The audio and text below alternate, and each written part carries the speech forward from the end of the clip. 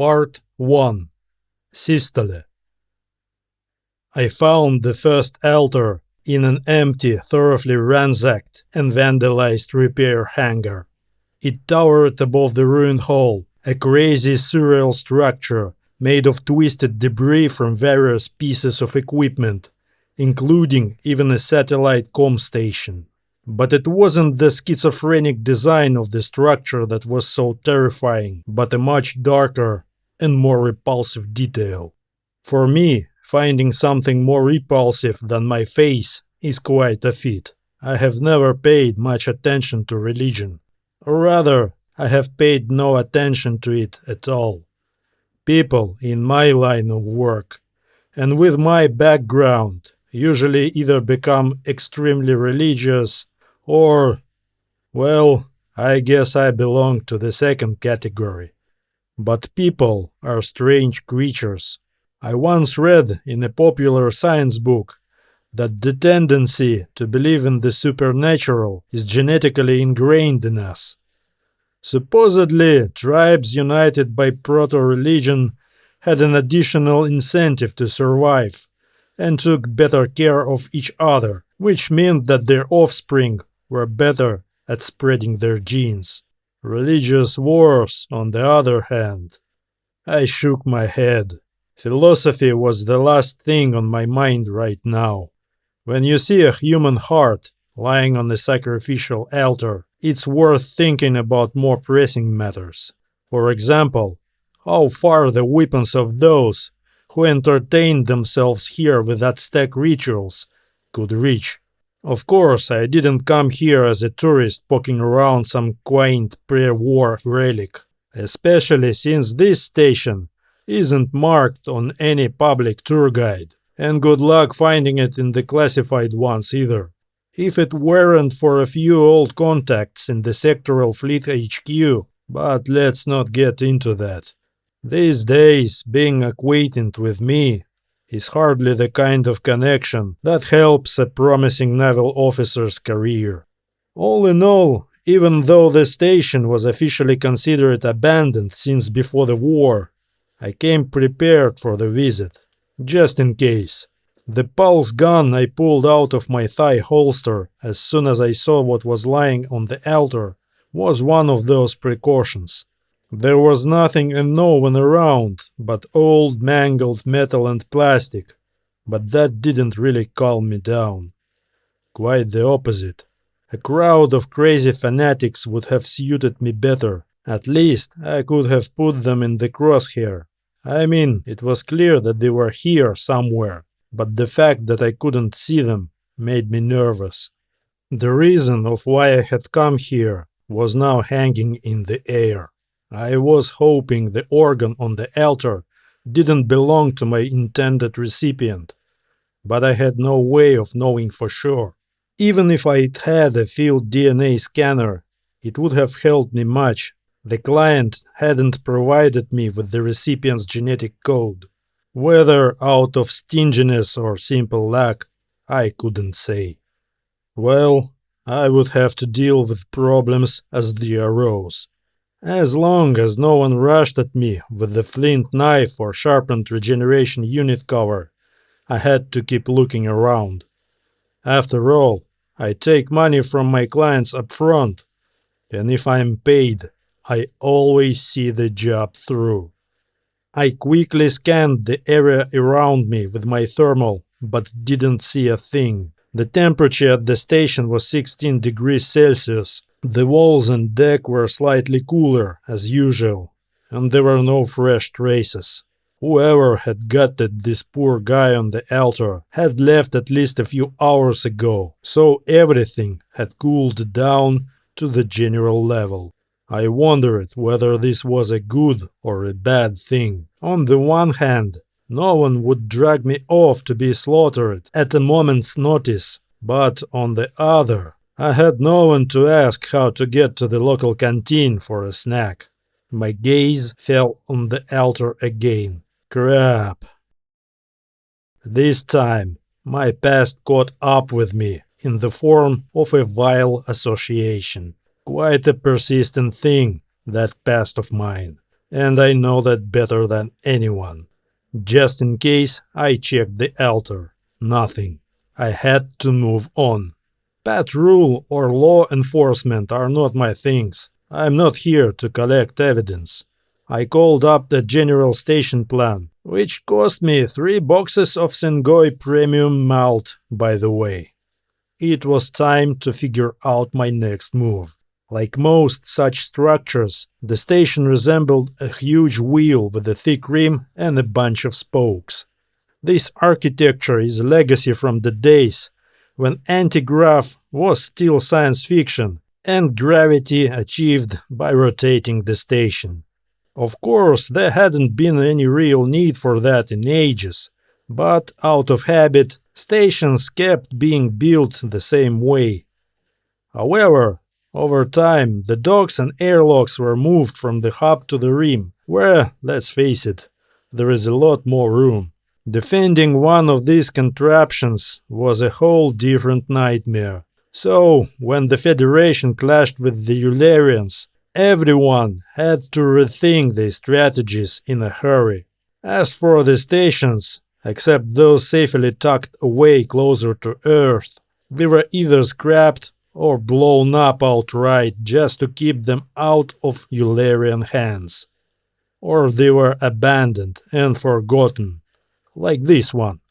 Only, as it turned out, someone still remembered it. I poked around the terminal a little more, hoping to pick up the frequencies of some internal control systems, but to no avail. The recipient, or whoever else was here, didn't use the radio but ran everything through physical cables. I had neither the time nor the desire to search for these ancient gods, so I thought a bit and decided to move along the nearest spoke to the station's central disk. If not people, then at least some kind of control center had to be there. The place was empty and echoing, almost like my bank account before I took this job. Given that the station sat deep in no man's land, a region so wrecked by war that no one had dared rebuild or resettle it, except for those who couldn't fit into any of the civilized clusters, that wasn't surprising. That's exactly why they hired me. Couriers willing to play cat and mouse with smugglers, remnants of the Ullerian hardliners, and the private armies of eccentric billionaires who preferred to live where the iron grip of the federal law couldn't reach them. Well, there weren't many, and I was the best. That's why they pay me so much. I was supposed to be able to break through, fighting, if necessary, all these barriers and obstacles, slay any evil dragons that may come up, and have a blind date with a beautiful princess. Although, if my intended recipient was really a damsel in distress, she would either stutter for the rest of her life after the first glance at my face, or at least shit herself in fear. But I didn't give a damn. When you live with the Ullerian mark of allegiance on your face, you get used to it. As for the barriers and obstacles, I didn't need a Rhino-class breach monitor for those. Just a few hyperlink sessions with the right people who could pull the right strings to keep my ship from being hijacked or rammed. That's why I charge so much for my services. I have a lot of such people and strings to pull. But indeed, I thought, stomping along the ribbed deck of the station's hub corridor. Why hadn't the client given me any clue about the recipient's identity? Did they assume the person lived here alone? That would have made sense if it weren't so utterly wrong. He wasn't alone here, not by a long shot. Aside from the fresh traces of the gruesome ritual, the altar was thickly caked with old dried brown stains, which meant there had been victims. And those who... Something flashed in my eyes from the side, and I jumped back, raising my gun.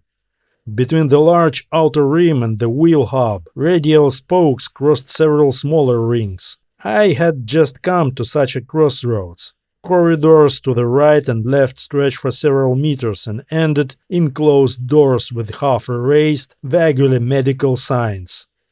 Yeah, figures. The last folks who ran this place before the war were some no-name biotech outfit, one of those scrappy little corps trying to muscle in on the big boys like Trigon Tech. The bunch of lab rats probably cooking up something they thought would change the world.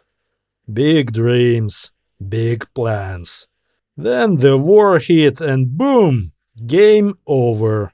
Bet they run like hell. Didn't even have time to grab their notes.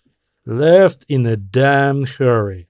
Hell, there are still rags and junk scattered in the corners, like they just vanished mid-sprint. I was so caught up in my veteran grumbling that I almost missed the moment when what I had taken for a pile of rags slowly got up and staggered toward me. I didn't pull the trigger. What held me back, God knows. Perhaps it was the utterly pitiful sight of the figure stumbling toward me. You wouldn't expect a sudden attack from a scrawny, filthy, 14-year-old, barely wrapped in a tattered scraps of cloth.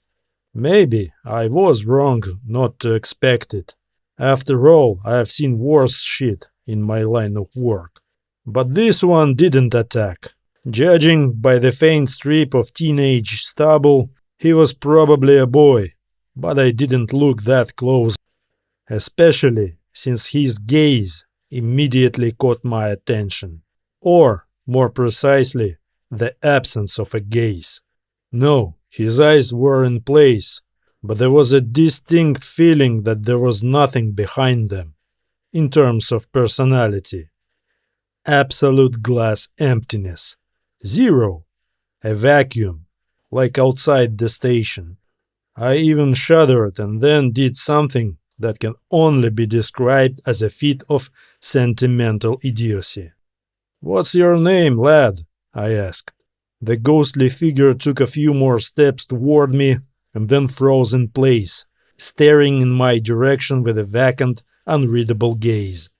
If he hadn't just been confidently shuffling straight toward me, I might have thought he didn't see me at all, or mistook me for a part of the station's equipment.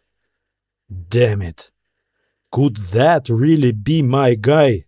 No way. According to the client's brief, they're supposed to be older, if not exactly my age, then at least closer to me than to the high school parties. While I was trying to figure out what this meant and what to do next, the boy stood there next to me, staring into the parallel universe. I mechanically took a ration bar from my breast pocket and held it to him. His gaze didn't change or flinch, but his bony, dirty claw jerked and grabbed the offered treat. Well, I guess it was a treat for him. I have consumed God knows how many hundredweight of these bars in my life, and I can't say I'm thrilled with their taste. I didn't want to just leave the foundling like that, tucked away in some corner of an abandoned, well, not entirely abandoned as it turns out, station. He'd be lost for sure. Take him back to the ship? I didn't feel like wasting the time. Hauling him along with me was obviously out of the question. Who knows what's waiting for me deeper inside this place, especially after that grotesque structure that greeted me on the outer rim. "What are you doing here?" I asked without much hope. Slightly amplified by the helmet speakers, my voice echoed through the empty room and corridor. Nothing. He continued to chew and swallow as if it were his last meal. "I'll take you with me later, but you'll have to wait for me, okay? I'll finish what I came here for and return to get you. Got it?" I almost convinced myself that I saw a glimmer of understanding in his eyes, and I had already turned around and taken a dozen steps when a rustling sound behind me and the movement that I caught out of the corner of my eye stopped me in place. I turned around, raising my gun, and, cursing, lowered the weapon. It wasn't the trash lying around in all of those corners. All 8 of them, my habit of counting people around me kicked in as a reflex, lined up in an uneven chain and shuffled down the corridor after me, led by the boy with the crumbs of a ration bar on his lips. Part 2. Diastole. Words didn't work. Neither did yelling, or even a few carefully selected threats. They just stood there, blank as gravestones, waiting. The second I moved, they shuffled after me with the same dead-eyed determination, like ducklings following their mother. Well, I was forced to accept the honors. I couldn't shoot or hit them, could I? The question of who they were and where they came from was a bit distracting, but I would have to wait to figure that out. It didn't seem like it was them having fun at the altar, although anything was possible, of course. What the hell is even going on here? I'm used to running into some kind of sick abomination on every other job. Hell, sometimes more often than that, like that mess with the Trigon Tech case. But this time, none of it made a damn bit of sense. With all that, all my caution obviously had gone right out of the window. What kind of stealth tactics can you talk about when you've got a procession of half-dead kids trailing after you like it's a school field trip? At least they weren't chit-chatting like regular teenagers would have. Small blessings, I guess. Still, I kept scanning every intersection, just in case. Old habits die hard. It took us about 15 minutes to reach the station's central disk. The abandoned complex was massive, even by pre-war standards, so the central block alone could easily rival a mid-sized post-war station when the galaxy had fewer credits and less flair left, and the old gigantomania had started to wane. Along the way, I spotted a few more signs that the station was inhabited, and by more than just a single person. Some relatively fresh trash, gaping holes where panels and equipment had clearly been removed not long ago. But nothing to hint at who might be living here. The kids trailing in my wake certainly didn't fit the bill. How the hell had they even survived out here? My botched attempt to talk to them made one thing clear. Someone had done a real number on their minds, scrubbed them clean of anything resembling independent thought. That idea stuck with me, chewed at me, because I'd seen it before. Back at the exit gates of the Ullerian concentration camp's processing zone, especially in the ones bound straight for the meat plant, as there was no need for Ullerians to fine-tune their psyche any further. Nobody gives a damn about the inner life of sausages and burgers. That, of course, brought to mind the altar on the outer rim, and I started to seriously lose my cool. I kept unraveling right up until I stepped into the wide front vestibule of the central sector and walked straight into 4 Ullerian plasma rifles, pointed right at my face. Oops. I won't argue. My job pays well, considering that I'm one of the best in my field. More than well. But still, not enough to take on a well-armed squad. Besides, causing a bloodbath here was not part of my plan, at least not until they dragged me to some altar. Slowly and carefully, I bent down and placed my weapon on the floor, then straightened up and raised my hands.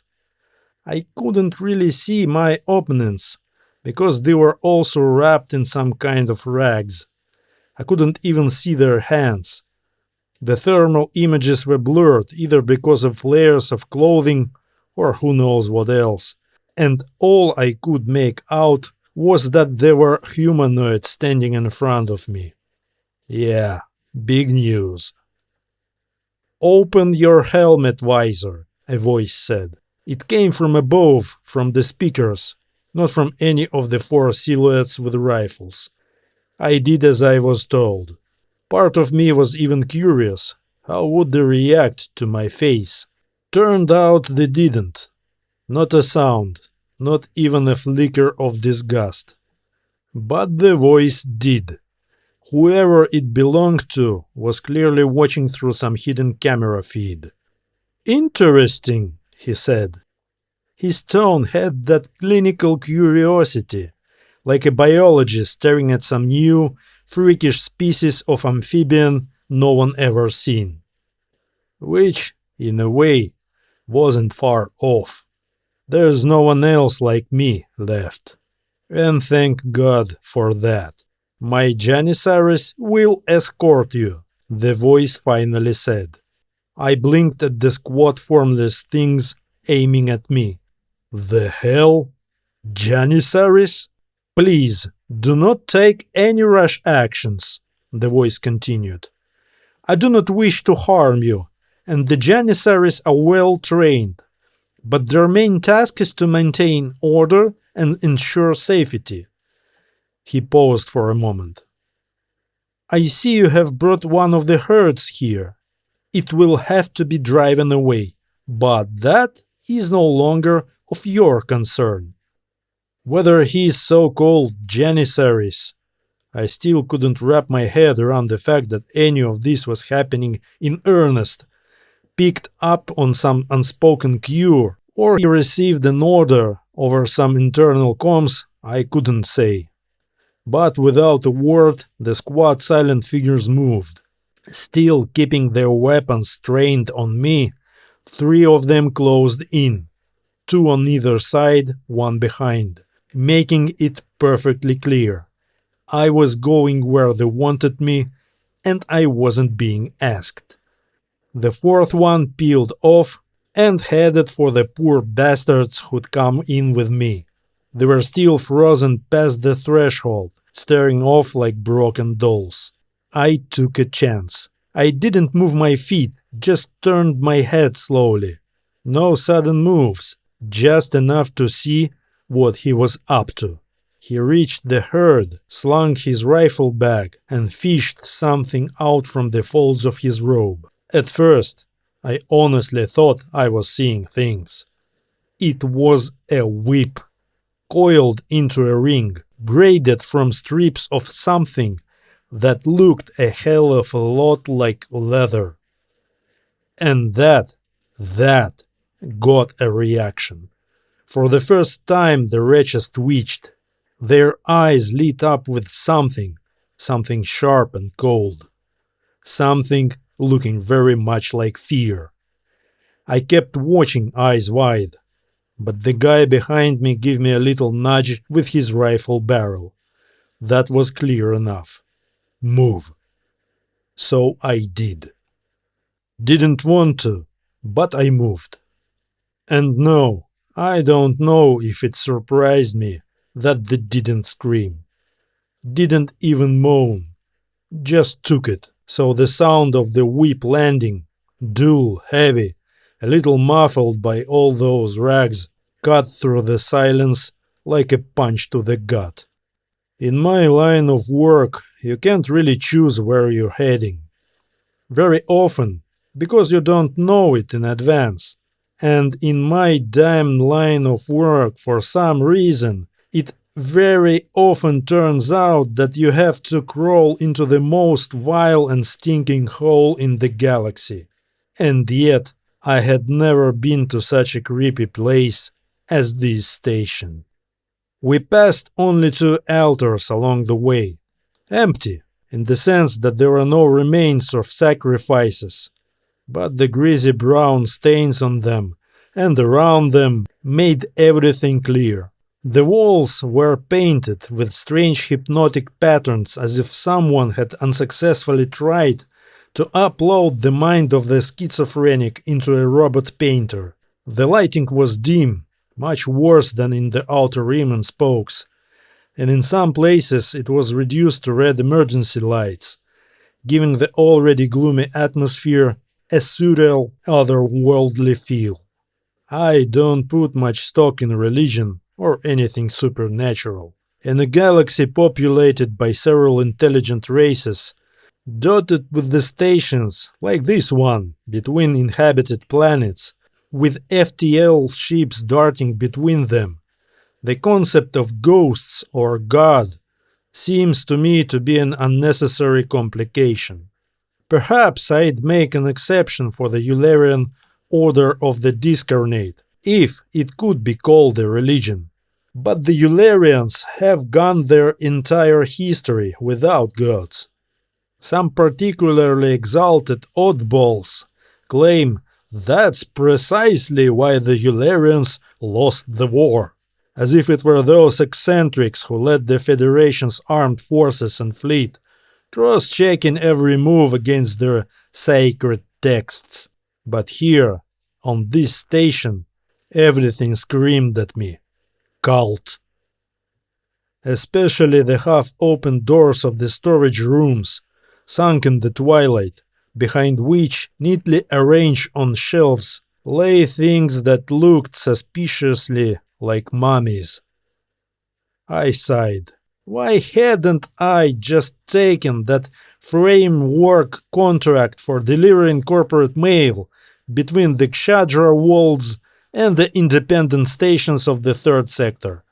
The worst I'd have to deal with would be the occasional pirate or gang clan, 1 or 2 encounters per turn tops. Boring and underpaid, sure, but safe. My gaze wandered across this bizarre panopticon until it snagged on a detail that scraped sharply against my consciousness. Amid what had seemed like a meaningless tangles of lines on the walls, ceiling, and even the floor, I noticed sequences of teeny squiggles. They distantly resembled ancient Sumerian cuneiform and the Pan-Arabic script used in the colonies of the Green Sector. Except these marks had nothing to do with humans. Writings in the Elder Ullerian tongue. This was getting more and more interesting. Even I didn't know the fourth Elder tongue. For one thing, it wasn't very common among the Ullerians themselves. In their desire to standardize and rationalize everything for the benefit, if ancient languages create problems in communication and interfere with the benefit of the race, they must be abandoned and a new one created. The Ullerians abandoned multilingualism and switched to a single synthetic language, an achievement that had never yielded to humankind. The Elder Tongues were known to only a rare few, despite the fact that information about them could be found in the databases without much trouble. But the real issue lay elsewhere. It was strictly forbidden for non-Ullerians to study the Elder Tongues. Disobedience meant immediate transfer to the meat processing plant. I had mastered the superior speech, as the Ullerian, not precisely known for humility, called their adopted synthetic language, but the fourth Elder was vastly different. I pondered about that a bit. Whoever was speaking to me, it wasn't an Ullerian. Ullerian vocal cords were built differently, and their accent was impossible to hide. The same held true the other way around, by the way. It could have been a synthetic voice, of course, but somehow I didn't think so. A quick glance at my escorts. No, didn't seem like it. Too short, even for humans, honestly. Their walk was odd but still human enough. It could easily be chalked up to the awkward drapery restricting their movements. Not that I was that eager to find a real Ullerian here. That part I could have easily done without. All of this was starting to rub me the wrong way, and it clashed hard with the message I was supposed to deliver. I couldn't quite tell what exactly this wrongness smelled like, but the stench was definitely sour. Meanwhile, the surroundings had started to shift. We were closing in on the station's main axial compartments, and the corridors were getting a bit brighter and cleaner. The patterns and symbols on the walls looked sharper now, more precise. The enigmatic voice, whoever he was, clearly liked to keep up appearances close to his quarters. At that point, one stupid question kept gnawing at me. Was this so-called Lord of the Janissaries? And yeah, I had to dig hard through the scraps of my school memory to remember who they even were. The one I was supposed to deliver the message to. Or had he already offed my original contact and was now just waiting to crack me open on some altar to find out what the hell I was doing here? The question was rhetorical, and it became fully so the moment we stepped into the station's axial hall. Once this place had been the control center, the beating heart of the station. It was structured as a vertical shaft ringed with tiered walkways, each level packed with specialist workstations. But that was a very long time ago. Since then, if we're sticking with the same metaphor, the heart has taken a serious beating. A couple of full-blown heart attacks and a handful of smaller episodes. And now it was barely twitching in a state of low-grade fibrillation. The tears were barely visible, dark, deserted, and thick with dust. Most of the equipment had been torn out without mercy, ripped clean from its mounts, and I could tell at a glance exactly what for. "I am pleased to welcome you to my humble abode," a voice said. "You can call me Mr. Ditz. We have more in common than I could have imagined, so I hope we can find the common language. What is your name?" In a way, this was an altar too. The only difference was, at the center of this altar wasn't the remains of some unfortunate sacrifice. It was a living body. Well, mostly living. Maybe about half of it. Through a tangled mess of nutrient tubes, catheters, and what looked suspiciously like plain old electrical cables plugged into ports grafted straight into the skin, I could make out a human torso, about waist up. Everything below was hidden behind a tight-fitting apron, the kind you see on madmen kayaking over the waterfalls for fun. Looking closer, I realized the rim of the apron wasn't just snug. It was implanted. I didn't want to think too hard about what was going on under there. The possibilities that came to mind were disturbing, to say the least. But even that, on its own, wasn't the worst of it. I had seen people hooked up to life support systems before. Sure, they were using real medical hardware, not this Frankenstein junk cobbled together from scrap. But anyway, it wasn't about that. The real problem was that the person in front of me wasn't entirely human anymore. The head, while human in size and shape, was plated in overlapping dark brown armor, like a beetle carapace. The plating continued down the neck and across the shoulders, bulging with joints that didn't belong in normal anatomy. Only further down did the armor give way to pale, sagging human flesh, stretched thin over a brutal ribcage that jutted out like the frame of a wrecked ship. "My name is Vyacheslav Shamshurin," I said slowly, "but you can call me Val." The armored eye slits slid quickly down and up. Mr. Ditz blinked, in the Ullerian way. "Don't worry," he said. "Despite some of my peculiarities, I have a human vocal apparatus. And in my youth, I lived on the Siberian Riviera for several years. You're from that planet, aren't you?" I wasn't worried. I was thinking about my ability to unerringly find the most insane and vile shit in the galaxy and get myself mixed up in it. The thing was, I already knew where I was and who I was facing. "So, you're the infamous Mr. Ditz," I said. "The Proteus Project. I thought you were executed at the beginning of the war, after the project failed." "Dr. Ditz, with your permission," the creature said. I couldn't bring myself to call it a human being. "And you are wrong on both counts.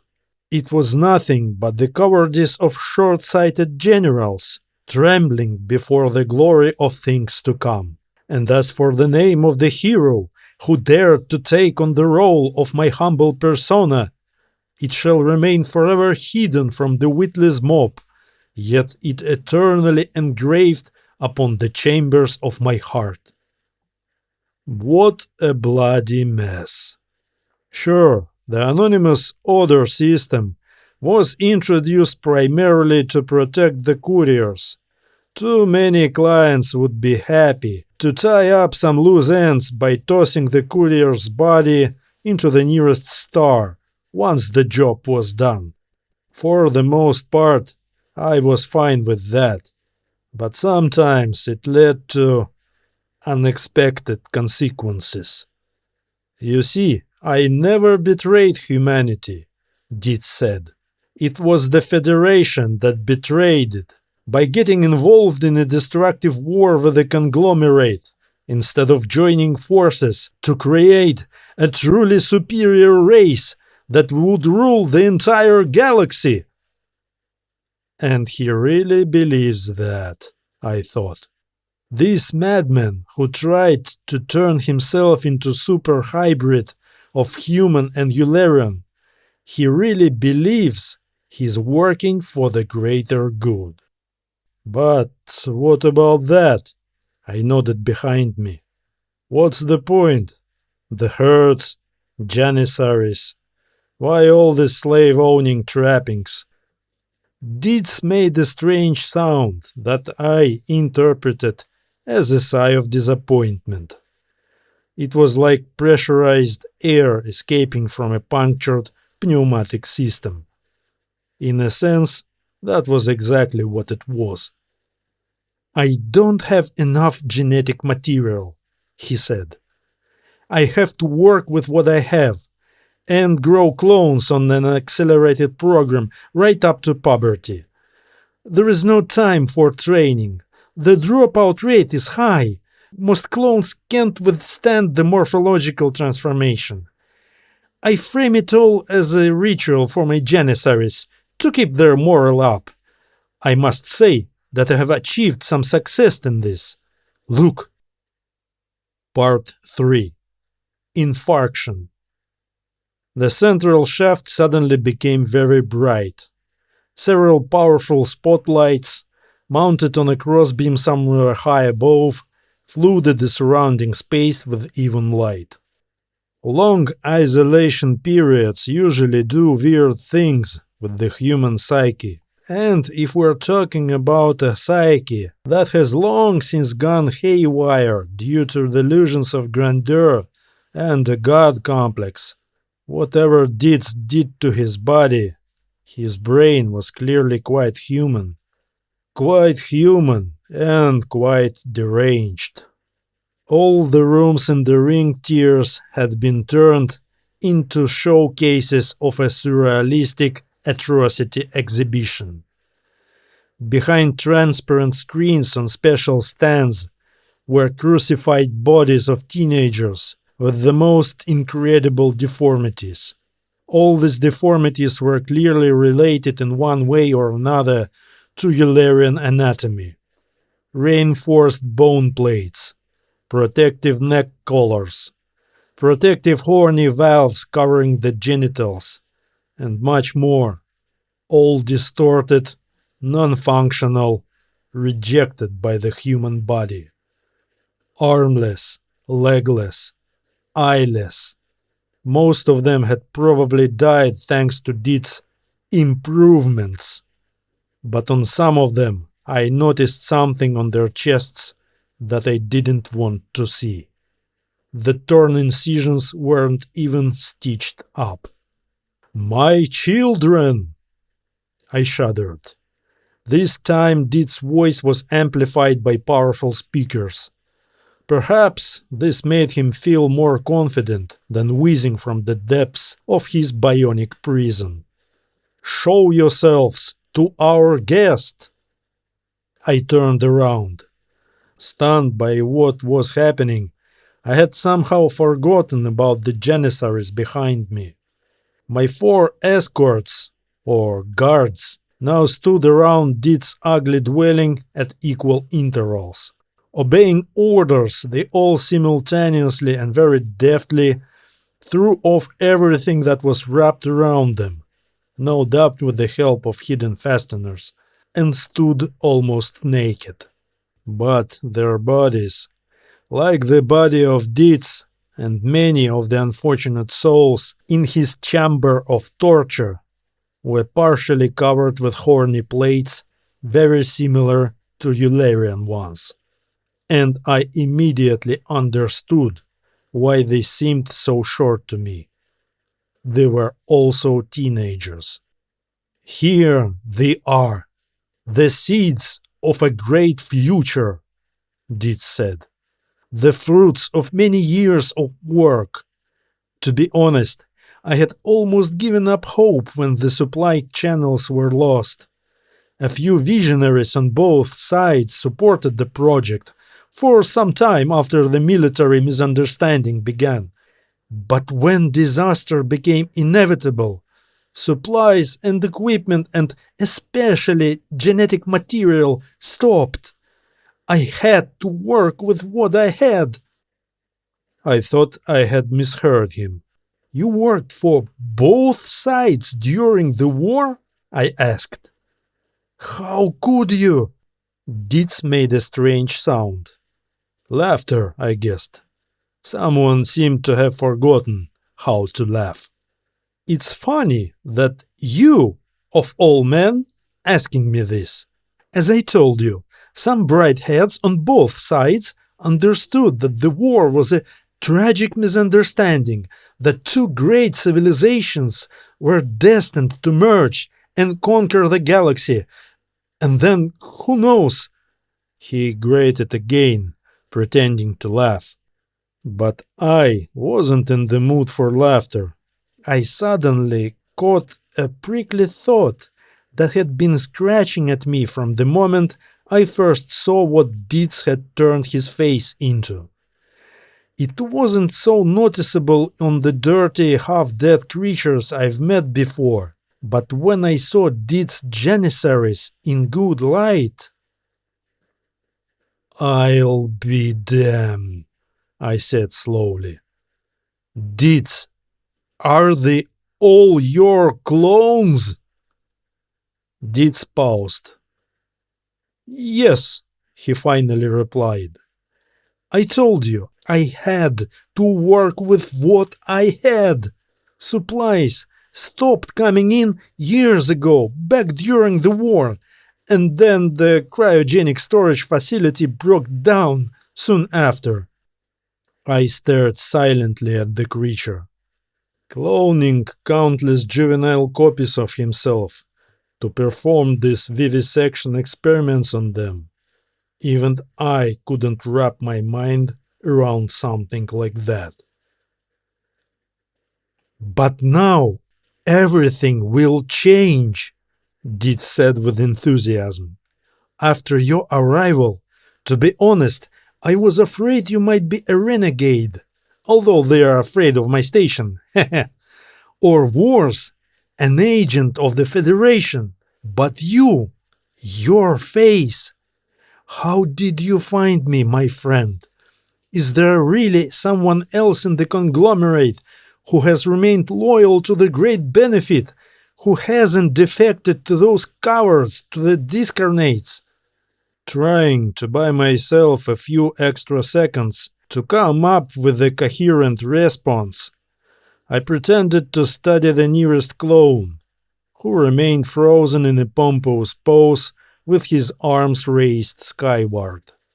A plasma rifle stood next to him, propped against one of the many incomprehensible devices. In truth, I was studying him. Whoever was overseeing the project on the Ullerian side was, by Ullerian standards, even crazier than Ditz himself. Racial and genetic purity in the conglomerate had been elevated to an absolute religion, if there ever had any. "Don't let them bother you," said Ditz, obviously misinterpreting my gaze. "They won't hurt you. Unfortunately, the realm of intellectual ability is not yet within my grasp. A side effect of hybridization and accelerated growth in VATS, they can speak a little and will obey my every command, but they are quite harmless and even good-natured without me. Like big dogs. Our blood, our dark blood of the great races is too weak in them. But you have given me hope. With your help, we will fulfill our destiny and begin the great purification of the galaxy. This will be the final solution to the question of who the dominant civilization is." 5 shots. That's all it took. Ditz might have lost his mind by the end, but he'd started out as a scientist, and he lived out here like some freaking hermit for who knows how long. Guess he didn't realize, or maybe he just forgot, that every modern combat suit comes with built-in weapons, not just the carry stuff. Mine had a close-range blaster, rigged into the left forearm. Before heading back to the ship, I grabbed one of the plasma rifles and dumped the entire battery into the bionic freak show that had been keeping Ditz alive. Or maybe all of it was Ditz. Didn't matter anymore. My job was simple: find the guy and deliver one line. The project is closed. But I had a hunch Ditz wouldn't have seen it that way, which is why I made damn sure to see the job through. That's what I get paid for. The project had to be closed. And hey, Ditz got his wish in the end, even if it wasn't exactly how he pictured it. The galaxy is a little cleaner now. I touched the left side of my face, the part twisted by the mark of allegiance.